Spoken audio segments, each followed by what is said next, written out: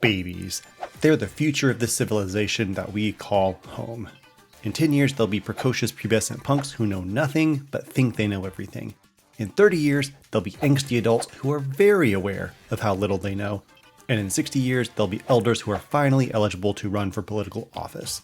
But until then, what can babies do? Can they beat Pokemon Violet without any help from healing items? Pack your snacks and your toys because we're heading back to daycare right now. It's the first day of school at the Yuva Academy, and I'm dressed and ready to go already. I head downstairs to see what Mom is doing, but she tells me that I can't leave yet. Then Clavel, the director of the academy, shows up to drop off some enrollment paperwork. Suspiciously, it's in a paper shopping bag. Anyway, we grab our hat and our backpack and head off to school. Well, we would if we didn't have to meet the 3 starter Pokemon, escort them to our neighbor's house, and meet said neighbor. Now, we get to pick a starter. None of them are actual baby Pokemon, so they don't count as encounters. I'll choose Fuecoco for 2 reasons. 1, he's my favorite of the 3, and 2, he tried eating that berry off the ground after sneezing all over it. Just like a toddler. Nemona chooses to take the cat and wants to battle immediately. We burn her cat easily, which I'm sure is the first of many quick and easy wins against her. Clavel gives us the Pokedex app, which is a cool modernization of the concept. Now, we have to follow Nemona as she shows us the ropes here in Paldea. Mom finds us on the way and gives us our lunch and some lunch money. She's the best. I hope I can be half the parent to my Poke babies as she is to me. Moving on to Poco Path, Nemona tries to show us how to catch a Pokemon. But I already know how to do that, and she wants us to catch another non-baby. No thank you. I fry that bacon and agree to meet her at the nearby lighthouse. When we arrive, we hear a loud cry nearby. Checking it out, I fall off a cliff, but I'm saved by my phone. Take that, boomers.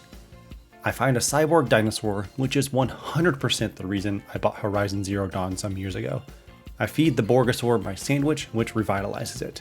So much so that it basically mega evolves into a form that floats. Man, that must have been one good sandwich. The Super Borgosaur then leads us through a cave so we can return topside. We reach the lighthouse with the cyborg and meet an angry boy named Arven. He knows the dinosaur but won't give us much information. He does tell us its name though, Miraidon. Then, after we beat his squirrel in battle, he gives us its Pokeball and heads off to school. Nemona follows suit. We, meanwhile, have an errand to run. Or 7. In a nearby stream, we find a little Azurill. She nearly puts the babysitter out of commission, but I managed to capture her. Her name will be Zigbar, and she's the first official member of the team. About 5 feet away, we find a Happiny named Zaldin, who joins the team as well. The team then fills out with Vexen the Igglybuff, Lexus the Bonsly, Zexion the Toxel, Sykes the Pichu, and Axel the Riolu. That's all of my encounters, so I bench Vexen for now. Coincidentally, all of my team members are girls, which is how my current IRL family is. Plus, Zex and Axel are both way higher leveled because I caught them in Area 4 using this glitch to cross this ravine. I can also use this cheat to catch a wild Terra Meowth named Side Hustle. His job is to use payday to fund our journey, because how else am I going to support 7 kids except with a side hustle? Our side hustle takes us to Medali, where we get a raise in the form of the Amulet Coin. Now we can really start grinding. First, we sneak in the west entrance to Mesagosa to visit Delibird Presents. There, we can load up on the power items, which will add 8 EVs of their respective stat to whatever we gain in battle. That means that we can max out any individual stat in only 28 encounters with a 1 EV yield in that stat. When the grind is done, I've played a total of 9 hours and 14 minutes, and here is everyone's EV spread. Riolu has attack and speed, Bonsly has attack and defense, Pichu is special attack and speed, both Happiny and Igglybuff get HP and special attack, Azurill gets HP and attack, and then Toxel got both defense and special defense. Now that we've played longer than I've slept in a year and a half, we can finally head to Mesagosa for the first time. Well, as far as Nemona is concerned anyway. Speaking of, she wants to battle us. Luckily for us, we've put in some overtime and can easily rock smash her 2 Pokemon. She does show off Terastallization, but that doesn't help her right now. Nemona gives us a Terra Orb of our own, allowing us to Terastallize Sykes and electrocute this Stargrunt's rodent. Hopefully, this is a sign of things to come. I can now finally attend my first day of school at the Yuva Academy. I'm given 3 massive projects by the director and by 2 of my classmates. which is certainly a no-no for the first day. But this does mean that I can leave the school grounds and explore the region to complete them. To help with that, Professor Turo officially puts me in charge of Miraidon, meaning we can ride around the region atop our cyborg dinosaur motorcycle. Could you imagine a cooler thing to do? My first destination is Cortondo City, where I play a bit of soccer as a warm-up for our first gym battle. Then it's time to battle Katie. Lex easily defeats her first 2 Pokemon with single hits of Rock Throw. Then she sends out her Terra Teddiursa, so I Terrastallize Lex to match. A third Rock Thrown takes down the Teddy, earning us our first badge. And 2 cupcakes. Lex is definitely getting one of those for a job well done. I don't care what other people might say about giving babies sugar, I literally just took my daughters out for ice cream last week. Based on level caps, our next destination is the Stony Cliff Titan, so let's ride. We corner it with Lex, who easily takes it down with a couple of hits.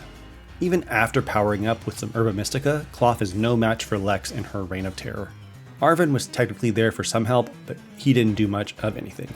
He makes up for it though by making a dope sandwich with the Herba Mystica, which Miraidon eats so that they regain the ability to dash.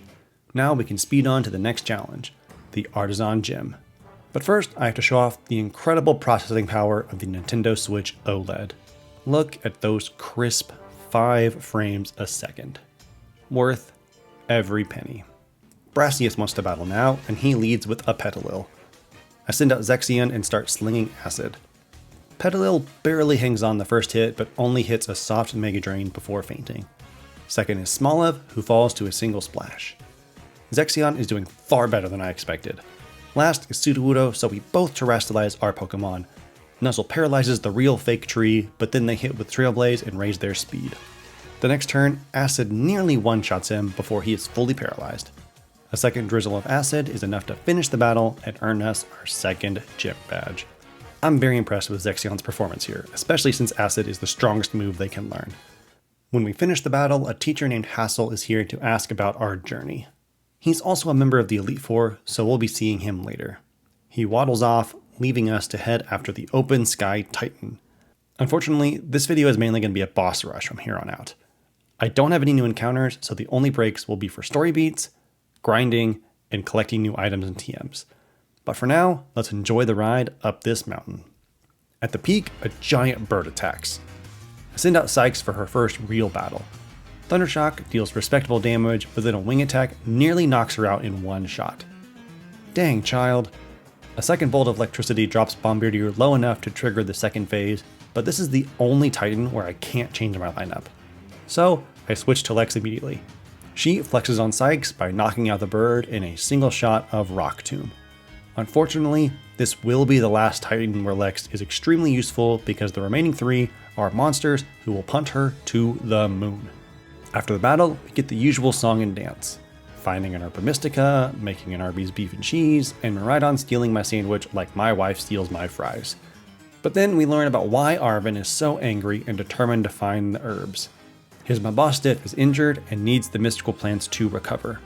Arven, I would totally fast track the remaining Titans if they weren't going to eat my poor babies like Miraidon eats your sandwiches. Now that I've beaten 2 gyms and 2 Titans, it's time for our first Team Star base. Cassiopeia calls us and gives us the mission. Wipe out the grunts, then defeat the Star Boss. Doing so will force the base to disband, since Team Star has a defeat clause that requires them to do so. What a convenient loophole. Oh, and some dude named Clive is here. I ring the bell at the front gate and challenge the grunts through a mechanic called Star Barrage. It's basically the auto battle feature with trainers Pokemon. My preschool posse does a surprisingly good job here, barely taking any damage from Team Star's Pokemon. Once we take down 30, it's time to fight Giacomo. And this is the first fight that has me worried, so let's see how it goes. G's first Pokemon is Pawniard. Zexion resists all his moves and can paralyze him with Nuzzle. My plan then is to swap in Sykes and lower his attack with Charm. But he has Defiant, which negates my efforts. I then forget my entire plan and hit the little guy with a Thundershock. It does decent damage, but Sykes does have to take a little nappy nap now. I can now send out Axel and set up with Bulk Up. Fortunately, this helps me survive Pawniard's aerial aces. Unfortunately, hitting Pawniard earlier means that I recover less from Shell Bell. Oops. Pawniard easily falls to low sweep, especially after Terrastalizing. With Pawniard defeated, the car comes out. These Starmobiles are absolutely busted, and I have to beat it with a toddler. If that wasn't bad enough, Intimidate cuts our attack, and then Swift nearly takes us down. Low Sweep deals massive damage and lowers the car's speed. Unfortunately, it's still faster. But I gained enough health from Shell Bell to survive another hit. This means that Axel takes down the car, earning us another badge. And a flashback to a year and a half ago, showing the friendship dynamics among the star bosses. These are nice, but I probably won't show much of them. Before I head to the next boss, I detour to the South Paldean Sea. I find a TM for Surf, which I can teach to Sykes of all Pokemon. This will be useful very soon. My preparations continue as I sail down the river in East Province, Area 2. I find a little island, which is home to the TM for Drain Punch. This will be Axel's ace attack for the rest of the run. I then head to a convenience store in Cascarafa to buy leftovers because it's not available anywhere else. This is just like me trying to find a bottle of zero sugar cherry Coke while traveling. Preparations done, I head to the Levincia gym to challenge Iono. But instead we find Nemona, who wants to help us warm up for that battle. And that's exactly what I do. I use one of my default strategies. Buff Axel with agility and bulk up, then swing away. Rockruff tries to set up herself with double team and howl, but Axel hits without a problem. She then outspeeds and one-shots both Palmy and Florigato. I even forgot to terrastalize, showing how OP this toddler is. Now, we're ready to face Iono. Iono leads with a Watch Roll and I send out Sykes. Phase 1 of my plan is to cut her bird's attack with Charm. Sykes does that quickly, but now I need a safe switch to Phase 2. Luckily for my busy schedule, Watch Roll scores a crit, making Sykes take another nap while I switch to Axel. Now comes the setup. I use Bulk Up 4 times, accounting for Luxio's coming Intimidate. I then use Agility to ensure that Axel outspeeds Mismagius. I also managed to avoid crits and paralysis from Spark. Now that I'm all set up, 3 punches take out her 3 Pokemon, earning us our 3rd badge. What a coincidence. Now, according to my notes, our next boss is Mela of Team Star. Oh boy. But before that, we formally meet Champion Geeta after this battle. We'll see her later too. For now, I have to get ready to fight another car with the same team of toddlers. The battle against Mela begins with Xigbar facing down Torkoal. She manages to set up Rain and cut the tortoise's attack before heading to nap time. I pivot through Zexion to paralyze Torkoal, and Sykes is able to redeem her sleepiness by surfing it away a few turns later. That just leaves the infamous Starmobile. Sykes and Zexion both fall quickly, as does Zaldin in her debut battle. I send out Axel, who isn't able to do any setup. She just starts throwing rocks at the car, taking it down to a quarter before joining her sisters at nap time. This lets Lex come in, terrastalize for dramatic effect, and bury the car in a pile of rubble. That battle went about as expected. I made a few mistakes, like sending in Zaldin, but Mela is a super tough star boss. For now, my streak continues without any whiteouts. But for how long? On the way to the lurking Steel Titan, the camera goes absolutely wild against a Pokemaniac. Axel is throwing rocks at a Gyarados from some scaffolding, but the camera just won't cooperate. The nonsense even continues after the battle, with my character brutally giving the Maniac the cold shoulder for such disgraceful use of Gyarados. When we finally find the Titan, it tries to run from us, but Miraidon is much too fast for them. So it decides to battle us, and I send out Sykes. Nuzzle paralyzes the worm before it deals insane damage with Iron Tail. That would have been a knockout if not for the Eviolite.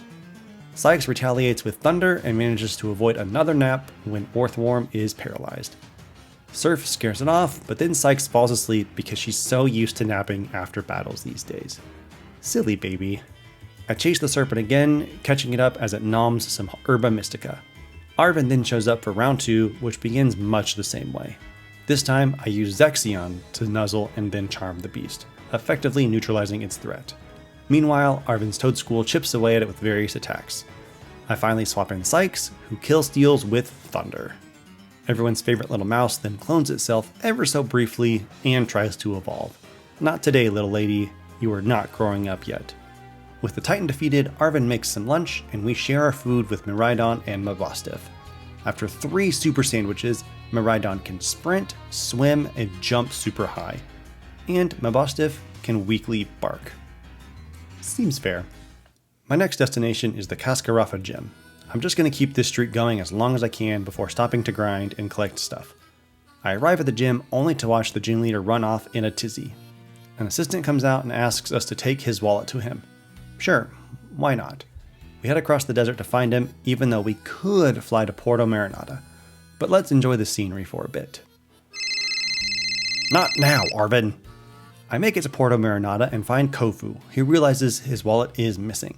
But his lackey won't let me talk to him, so I put the beat down on him. Zexion and Sykes handle his water types pretty easily, but the former does need a nap after the fight. We then return the wallet and are tasked with winning the local auction for the gym test. I managed to do so pretty easily, but there's no money left over to treat myself or the girls. Kinda like in real life. Back in Cascarafa, Hassel meets us at the gym. He brought his fellow Elite 4 member, Rika. She warns that many trainers apparently quit their gym challenge around the fight with Kofu. But we aren't even worried, so let's show him what we've got. After this absurdly long load screen. He sends out his Volton Veluza, while I lead with Sykes. Surprisingly, she manages to outspeed the fish and hit with Nuzzle, paralyzing it.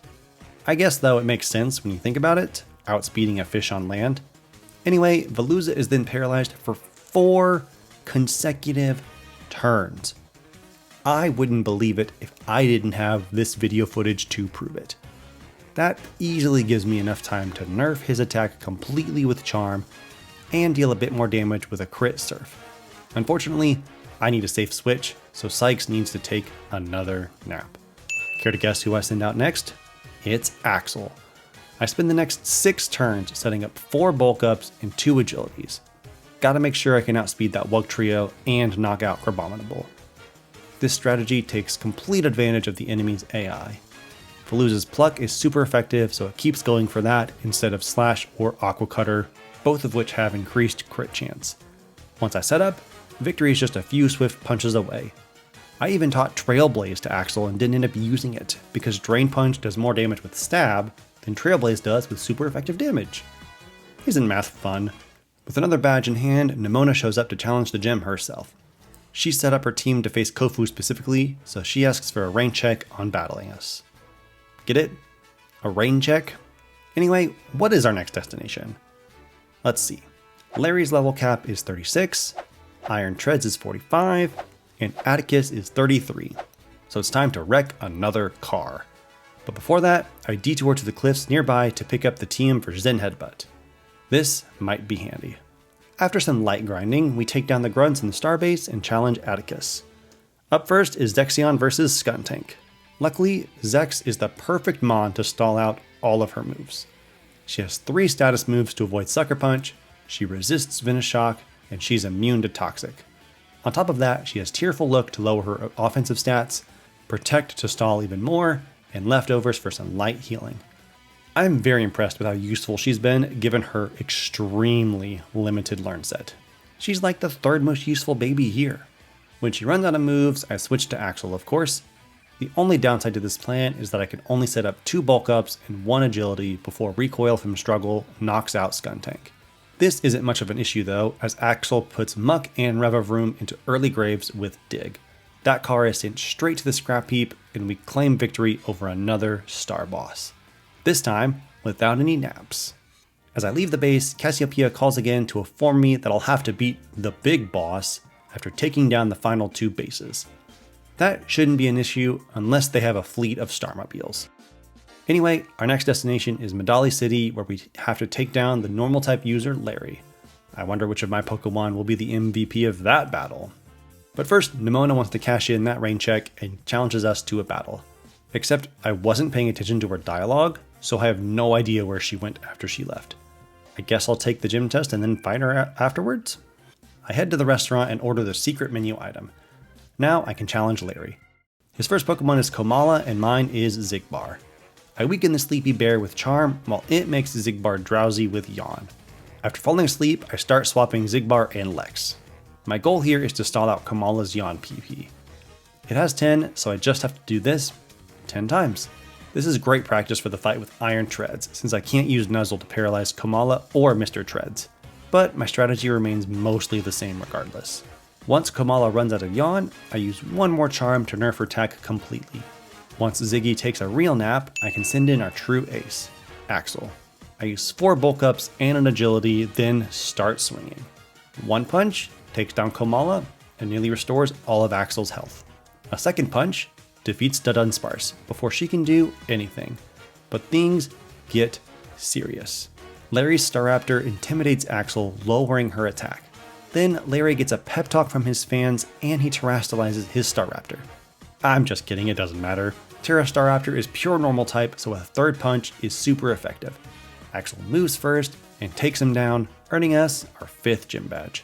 Returning from the restaurant, Geeta meets us at the gym. She remarks about us being unusual talent. Probably because we're using a group of Rugrats to fight literal titans. Nemona shows up having put her team together. Oh, so that's where you went. Sorry. It's hard to pay attention sometimes when you're watching several toddlers. Anyway, Nemona challenges us to a battle which Geeta insists on watching. This battle goes exactly as expected. Sykes takes another nap, and Axel takes down her entire team with one hit. Defeated, Nemona runs off, and Geeta wonders aloud if we might one day rival her, totally ignoring that I just swept her with a little bitty puppy. Now I thought my next destination was Iron Treads, but according to level caps, Rhyme is actually next. So I have one more battle to prepare for that monster. Before I do that, I head to North Province Area 1 and head up a nearby mountain. There I can find Chansey, which will give me tons of experience for grinding. Look at that, Axel already leveled up again. I then purloin the TMs for Crunch and Shadowclaw for Wild Terra Pokemon before heading to Montenevera. The battle against the Mick of Rip is much harder than every other gym battle because it's a double battle. In fact, it took me a total of 20 minutes. She leads with Mimikyu and Bayonet, and I send out the sleepiest toddlers around. Twin Nuzzles paralyze both ghosts and break Mimikyu's disguise. From there, Charm prevents Bayonet's Sucker Punch, and Protect allows me to stall even more. I also get some great paralysis luck on Mimikyu. Once both ghosts are effectively busted, it's time to set up.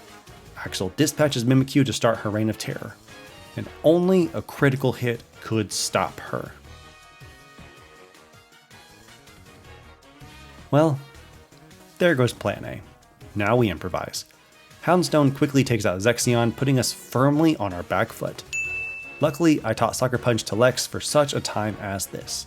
In a stroke of what is undeniably Arceus' blessing, both Houndstone and Bayonet are fully paralyzed while Lex buries them under a pile of rocks. Unfortunately, Houndstone barely survives, but that lets Ziggy take a W with Bubble Beam. Sucker Punch then finishes up the match, proving that my babies are perfectly capable on their own.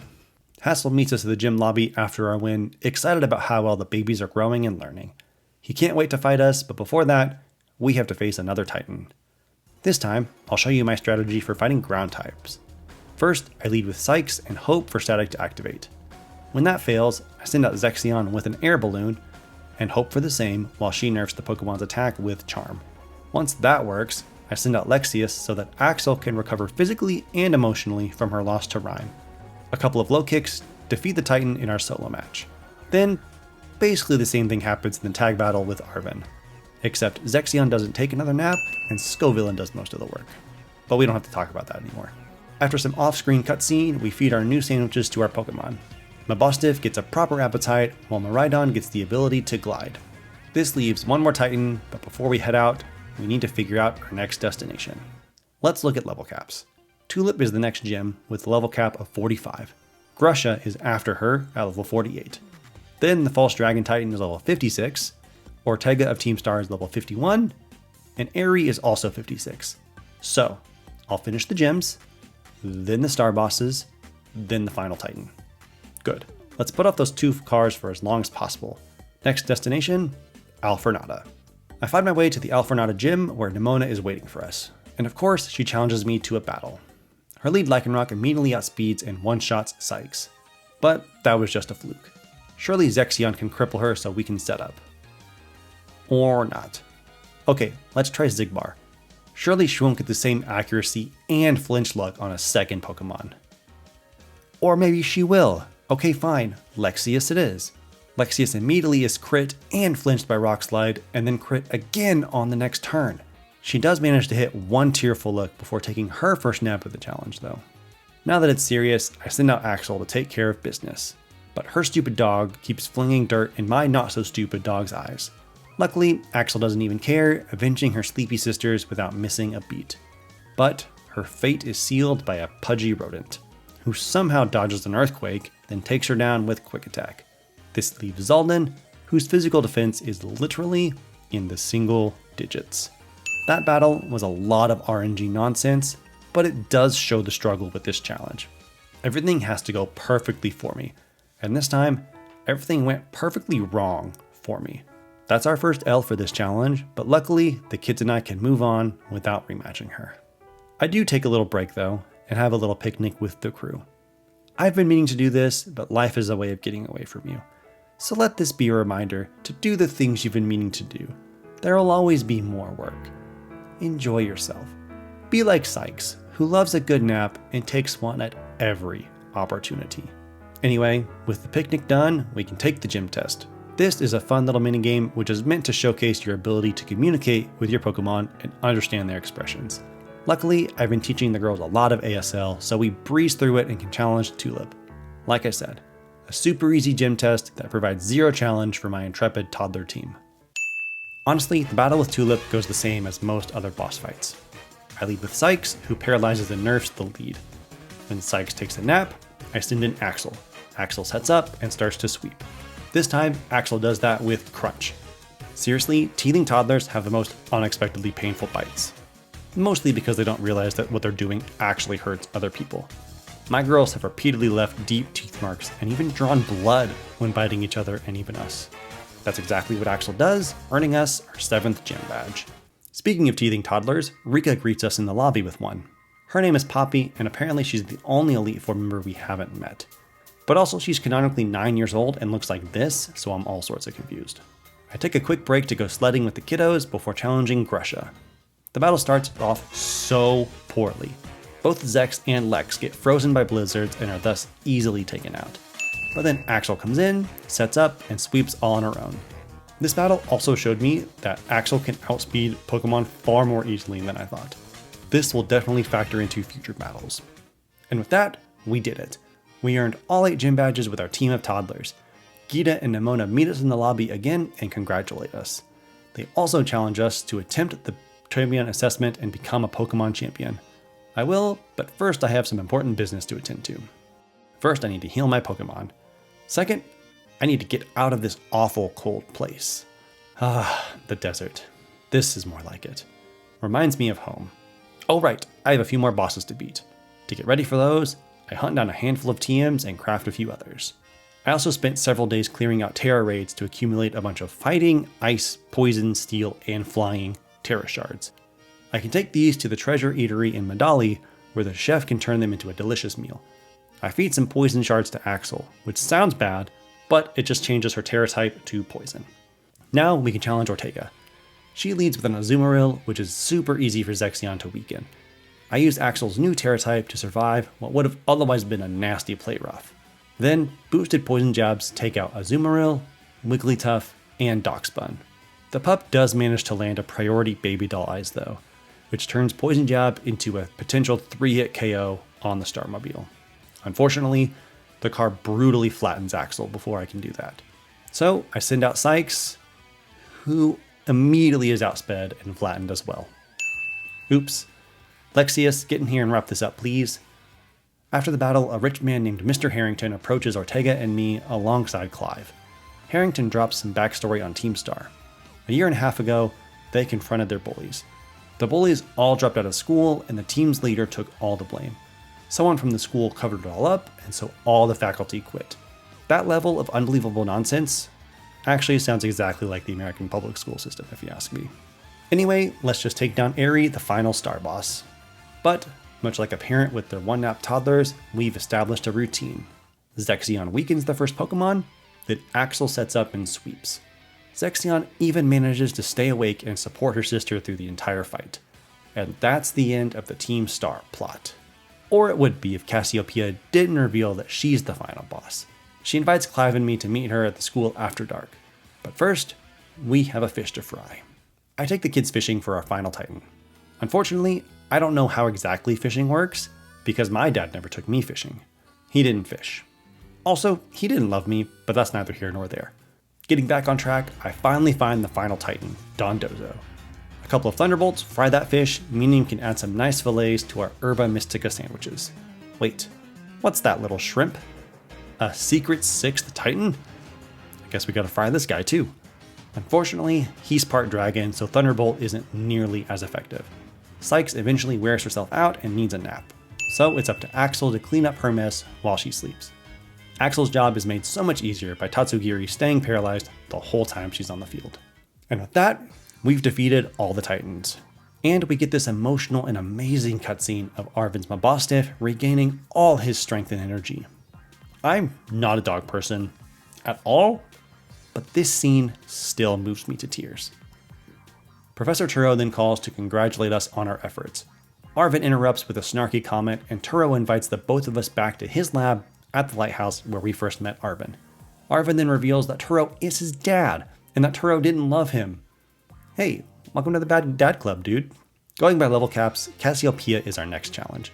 But first, I stop by Chansey Supply to grab a couple of mints so I can change some of my team members' natures. I then immediately realize that I bought the wrong mints and have to walk back into the store embarrassed. But now we're all sorted. Time for some grinding. By which I mean feeding a bunch of candy to babies. The next part of the game is just an insane gauntlet of battles. First, I take down Clive, Penny, and Arven. These battles lead to several more naps which are on the screen now, and a lot of plot happens. And we finally take on the Pokemon League. But first, I return to Medali and change Axel's Terra type to Ice for this final gauntlet. First is Rika. Sykes manages to take down Whiscash with Grass Knot. Then she, Zigbar, and Zexion take naps while Axel punches all of Rika's ground Pokemon. Against Poppy, Lex sets up some spikes to break Magnezone's Sturdy. Then she and Zexion get really sleepy, leaving Axel alone to play with the rest of the Steel types. Larry returns, this time supporting Team Sky. Zexion stalls against Tropius long enough for Axel to set up and put all the flyers on ice. Last is Hassel. His Noivern manages to beat Zexion and Lexius. But ice punches from Axel once again sweep the whole team. And with these 4 defeated, I can update the nap counter. Hassel seems to recognize our team's true power, exclaiming that even baby dragons can breathe fire. Yeah, they can, dude. Let's immolate that champion. The bottom champion sends out Espathra first. This is trouble because its opportunist ability prevents us from setting up. Luckily, Lexius is able to take it down easily with Stone Edge and Sucker Punch. I then swap to Zexion against Avalugg, who manages to paralyze the iceberg and cut its attack with Charm. Sykes finishes the job of weakening Avalugg, allowing me to send an Axel, set up, and sweep. Even without agility, our little pup outspeeds all of Geeta's remaining Pokemon, taking them out in one hit each. And just like that, our little troop of toddlers have become champion children. They all have been truly putting in work, but we're not done yet. Nemona hears the news and immediately challenges us to a battle. Geeta convinces her to wait for us in Mesagoza, giving us time to catch everyone's levels up to Axel. Then we head to the square in Mesagoza and challenge Nemona for our ultimate battle. But my strategy is the same as ever. Use Zexion and Sykes to weaken her lead, then Axel comes in and sets up. Swords Dance twice, Agility once, and then a whole bunch of punching. After the battle, Nemona holds a dab for a long time before admitting defeat honorably. She even exclaims that our babies are the strongest team out there, which is 100% true and cannot be refuted. We return to our dorm room, having completed the Victory Road story. Arven then calls us and reminds us that we have to descend into Area Zero with him.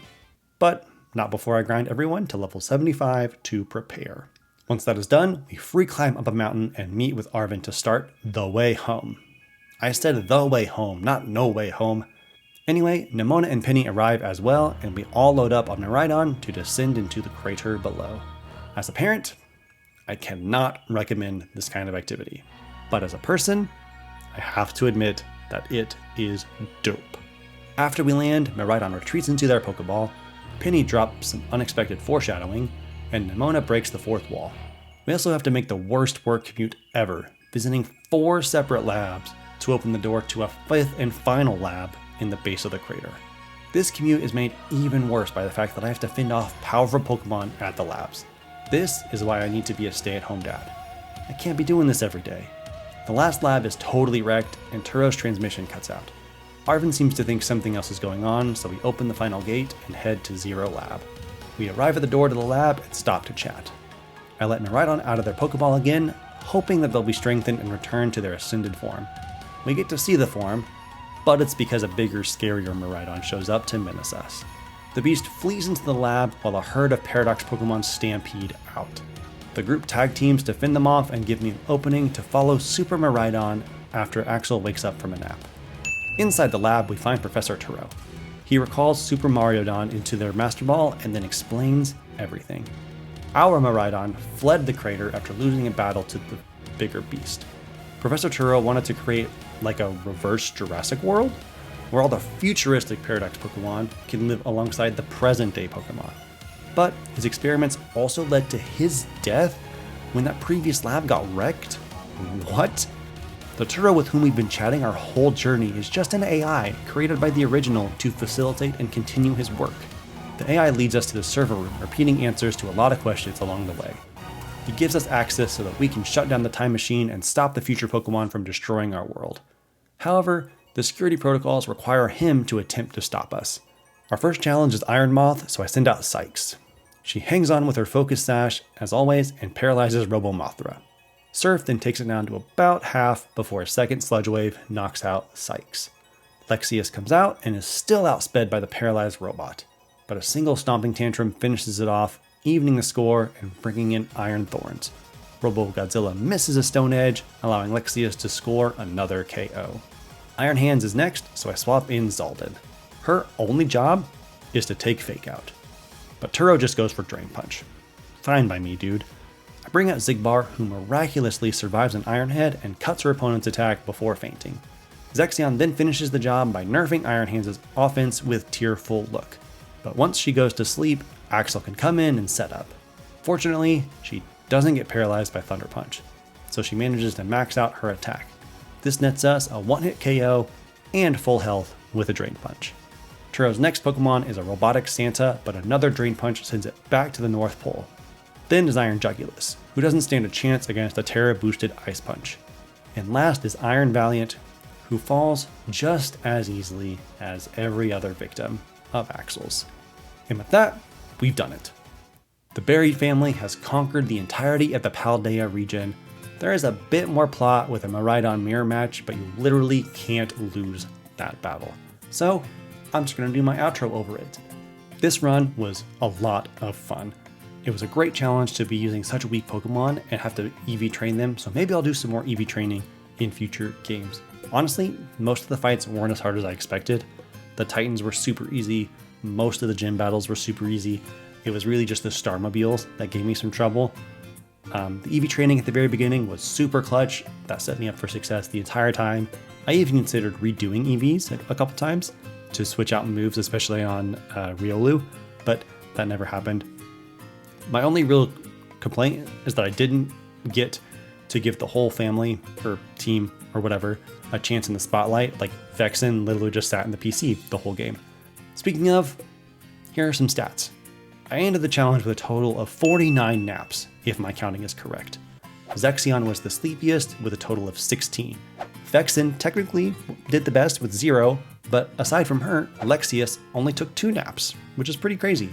Let me know in the comments if you'd like to see the DLC. I was going to include this in the video, but then recording up to this point took me like 2.5, 3 months. And right now the voiceover is sitting at like an hour and 10 minutes, so we'll see how long this final video actually is. I also just want to see how this video does. If this video doesn't do well, then I probably won't deal with the DLC. But also, let me know if you want to see Baby Pokemon take on any other games. But with that, that's it for this video. Thank you for being patient while I worked hard on this video. Thank you for subscribing. Thank you for watching to this point. Thank you for all your support. Thank you, thank you, thank you. I will see you in the next video. Later, nerds.